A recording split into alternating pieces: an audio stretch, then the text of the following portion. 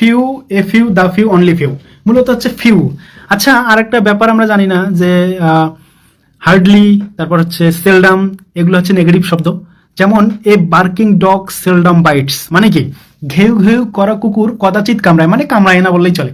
মানে যে কুকুরটা ঘেউ ঘেউ করে ওই কুকুরটা কামড়ায় না, কিন্তু যে কুকুরটা সাইলেন্ট থাকে ওই কিন্তু আয়সা কামড় বসায় দেয়। তার মানে কি ঘেউ ঘেউ করা কুকুর কদাচিৎ কামড়ায় বা কামড়ায় না বললেই চলে। তাহলে এই যে সেলডাম, সেলডাম হচ্ছে নেগেটিভ শব্দ। ঠিক তদ্রূপভাবে ফিউটাও হচ্ছে কিন্তু নেগেটিভ শব্দ। কিন্তু এখানে নর্মালি আমরা জানি নেগেটিভ শব্দ কোনগুলো, যেগুলোর শেষে নট, নো এগুলো যুক্ত হয়, সেটা হচ্ছে নেগেটিভ শব্দ। I am not, he can not, যে নট যুক্ত করতেছি, নট যুক্ত করে নেগেটিভ করতেছি, তাই না? কিন্তু কিছু কিছু শব্দ আছে যেগুলো অনুবীক্ষণ যন্ত্রের সাহায্যে দেখার লাগে যে এর ভিতরে নট আছে। সেই রকম কয়েকটা শব্দ আছে, তার মধ্যে এই সেলডম একটা শব্দ, এই হার্ডলি একটা শব্দ, আর এই যে আরেকটা হচ্ছে যে এই যে ফিউ আর একটা শব্দ। মনে রাখবেন, সেলডম, হার্ডলি, ফিউ। তাহলে ফিউ হচ্ছে কি নেগেটিভ শব্দ। যদি বলা হয় ফিউ ফ্রেন্ডস, আচ্ছা বলেন তো ফিউ ফ্রেন্ড হবে না ফিউ ফ্রেন্ডস হবে? অবশ্যই কিন্তু ফিউ ফ্রেন্ডস হবে।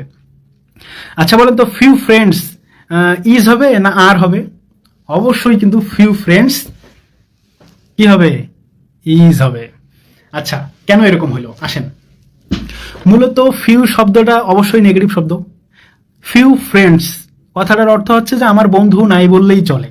এখন যেখানে বন্ধু নাই বললেই চলে বা নাই সেখানে, এবং এই ফিউটা কিন্তু অবশ্যই অবশ্যই প্লুরালকে গ্রহণ করবে না, প্লুরাল ভার্ব গ্রহণ করবে না, সে অবশ্যই সিঙ্গুলার ভার্ব গ্রহণ করবে ফিউ। তার মানে ফিউ ফ্রেন্ডস ইজ, তার মানে যদি বলি যে ফিউ ফ্রেন্ডস ইজ গুড, মানে কি আমার অনেকগুলো বন্ধু আছে, তার মধ্যে খুব কম বন্ধু, মানে এমন কোনো মানে বন্ধু, ভালো বন্ধু নাই বললেই চলে, এরকম একটা ব্যাপার স্যাপার। ভালো বন্ধু নাই বললেই চলে, অর্থাৎ ভালো বন্ধুর সংখ্যা খুবই কম, বা সিগারেট খায় না এরকম ছেলেপেলে খুবই কম। হ্যাঁ, তাহলে ফিউ ফ্রেন্ডস ইজ গুড, তার মানে few mistakes. Few mistakes, few mistakes দ্বারা কি বোঝাচ্ছে? ফিউ মিস্টেক্স দ্বারা বোঝাচ্ছে যে খুব কম পরিমাণ ভুল, বা ভুল নাই বললেই চলে। যেমন এই যে আমি একটা ফিজিক্সের খাতা কাটতেছিলাম, 30-এ 30 পাইছে একটা ছেলে, তো দেখলাম যে ওর আসলে ফিউ মিস্টেক্স, মানে মিস্টেক্স ভুল নাই নাই নাই বললেই চলে তার খাতায়। তাহলে ফিউ মিস্টেক্স আর হবে না ইজ হবে? বলেন তো দেখি। অবশ্যই এটা সিঙ্গুলার ভার্বকে গ্রহণ করবে, তাহলে few mistakes is.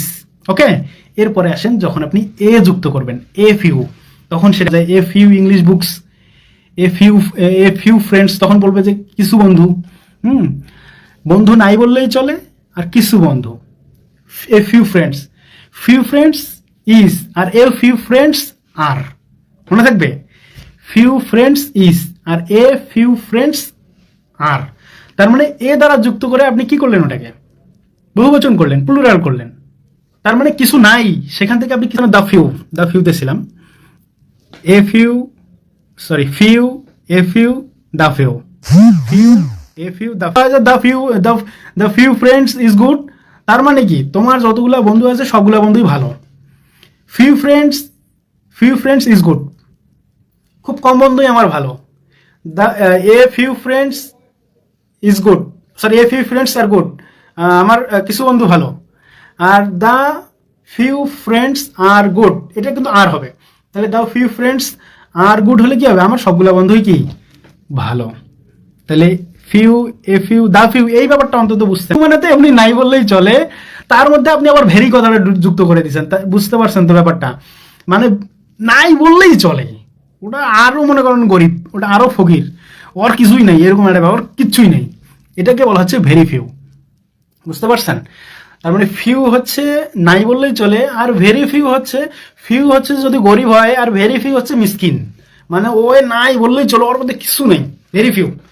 R only a few, এটা দ্বারা কিন্তু ওই যে ফিউ এর কিছু অর্থ, ফিউ এর যেরকম অর্থ বোঝায় সেরকম অর্থ কিন্তু অনলি এ ফিউ বোঝায়। বুঝতে পারছেন?